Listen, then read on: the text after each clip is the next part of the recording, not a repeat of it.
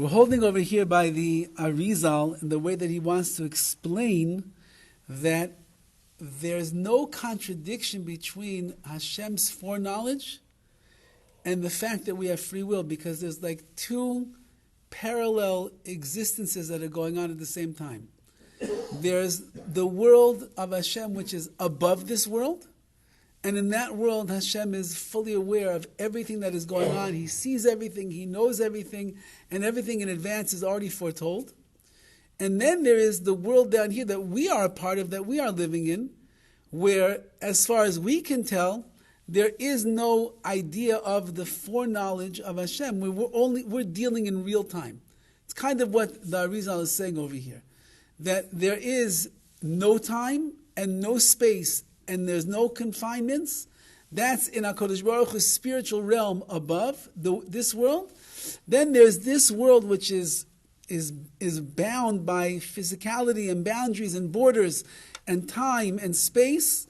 And we are existing in real time, and therefore all we know for ourselves is the decisions that we are making right now. Whatever Hashem knows, that's in Hashem's world, and therefore it doesn't take anything away from our free will and what we're doing here. So he explains the following idea. This is the Arizal was the greatest Kabbalist. This is a mystical Kabbalistic idea. He says the Arizal is applying the concept of Hashem's what's called contraction, which in the Hebrew language is called tzimtzum. Hashem, He contracts Himself. We'll have to try to explain what that means. A very lofty concept. But He contracts His infinite being for the purpose of creating a finite world. Hashem is infinite.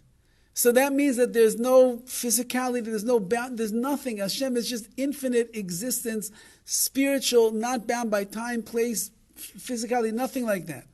So then how could HaKadosh Baruch Hu make a physical world if Hashem Himself has nothing physical about Him, and physicality by the very definition means there are limitations? How can Hashem do such a thing? So the Kabbalistic concept is that HaKadosh Baruch Hu was mitzamtzem. He contracted Himself, exactly whatever that means it means, in order to open up space, so to speak, to allow a physical world to come into being. So that means then, to a certain extent, that HaKadosh Baruch Hu is allowing this world that we are living in to exist somewhat, a drop, we'll call it almost like a drop detached from HaKadosh Baruch Hu Himself, and therefore all of Hashem's knowledge and His foreknowledge and His understanding of everything that He knows doesn't conflict or doesn't offset the balance that there is in this world. So the physical world that we are a part of, the regular, in the live world that we are members of, the human race that we are in, so it is not impacted by the foreknowledge of HaKadosh Baruch Hu. It's existing somewhat in its own because Hashem, He was able to mitzamtzem, to constrict Himself under the circumstances. Now, I'll just read you what he writes in the notes over here. Maybe it'll make it more confusing, maybe it'll make it clear, I'm not sure. Hashem's manifestation before creation is endless. Right? Before there is physical creation, Hashem's mitzias, His reality, is endless, and we cannot grasp that, and there's nothing for us to say. You can't understand infinite. You just can't. And that's Hashem. Hashem is infinite.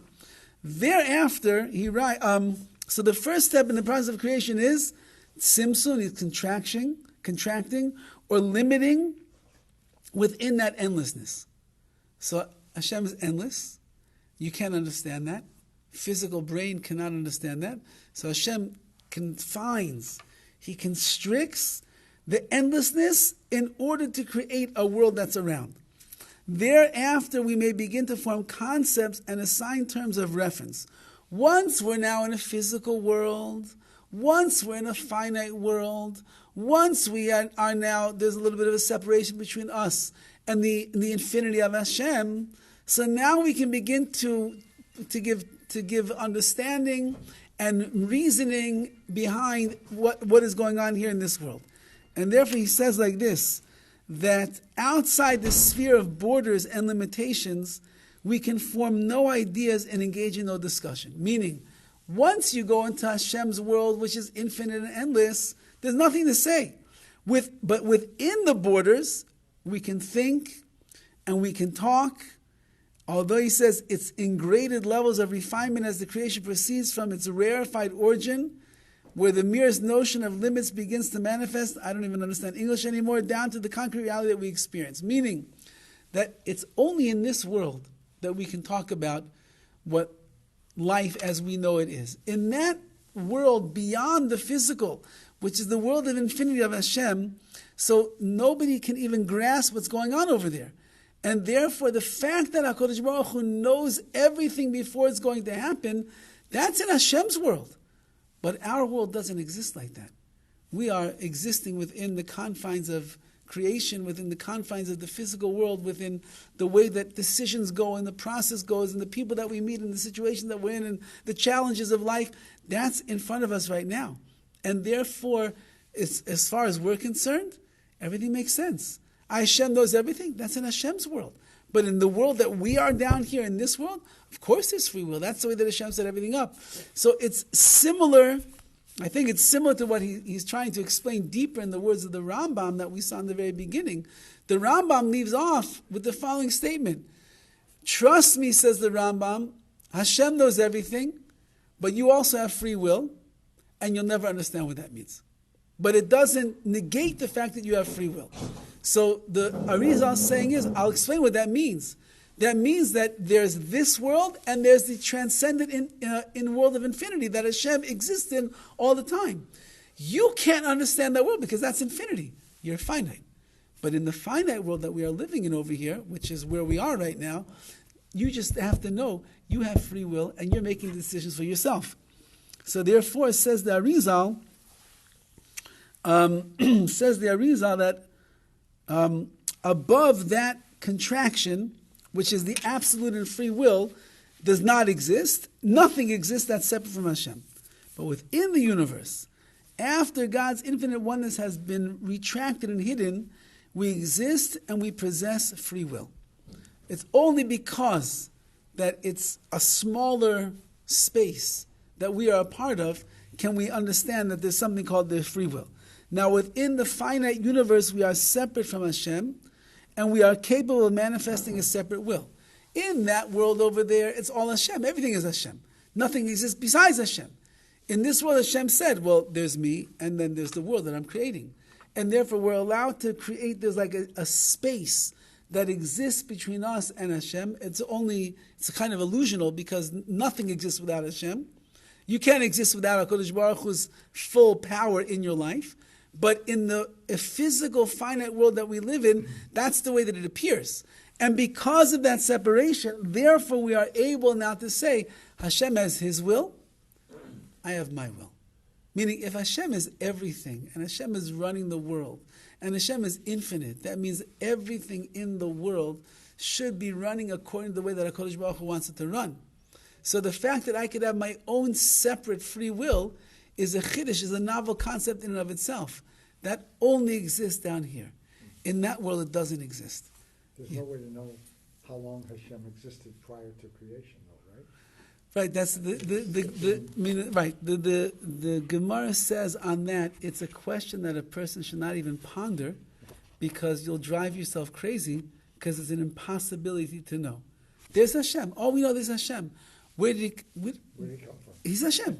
He's Hashem. That's it. There is no way for the human mind, again, because of this reason. That's an infinite world, and the finite mind cannot grasp the infinite. So therefore, says the Gemara, better just to know Hashem exists forever, and you'll never understand before that whatever that would mean. Your finite brain can't grab onto that, so we'll leave it in a simplistic way. And that's what he says. In simplistic terms, there's a place of divine foreknowledge, and there is a separate place of human free will. So in that world, the infinite world of Hashem, above and beyond the physical world, Yediyah exists, foreknowledge exists. In this world that we live in, it's a world of free will, of free will, of BECHIRA. We know that we have free will. We experience it.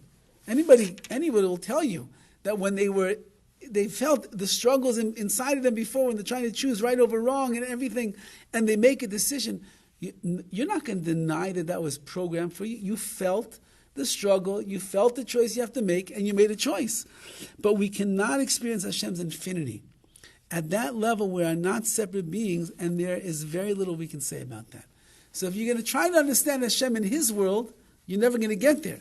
If we try to understand ourselves in this world, then we'll be able to understand. What are we getting to understand? That in this world, Hashem has given us the gift of being able to have a separate will from His, and the separate will is, I will choose to do in my life what I want to do. Now, just one last thing, he writes, the source of foreknowledge, Hashem knows everything beforehand, is Hashem's limitless being before the contraction that begins the creation. So the fact that HaKadosh Baruch Hu knows everything that's going to be, that's even before HaKadosh Baruch Hu made a world. The source of human free will is exactly the dimension of contraction, meaning in Hashem's world, the whole everything was already revealed to Hashem. He knows everything that's going to be. He contracted His being, so to speak, to create a physical world that you and I are a part of, and our free will only begins once that we get over here. Hashem knows everything already. That's Hashem's world. What do we know? We know nothing, only what's in front of us. And therefore, says the Arizal, it doesn't have to be a contradiction. The fact that you can have two parallel universes going on at the same time is not a contradiction, it's reality. And that's the reality of how Hashem knows everything, and yet we have complete free will. Okay, we'll continue next time, Bez Hashem. Think about that till Monday.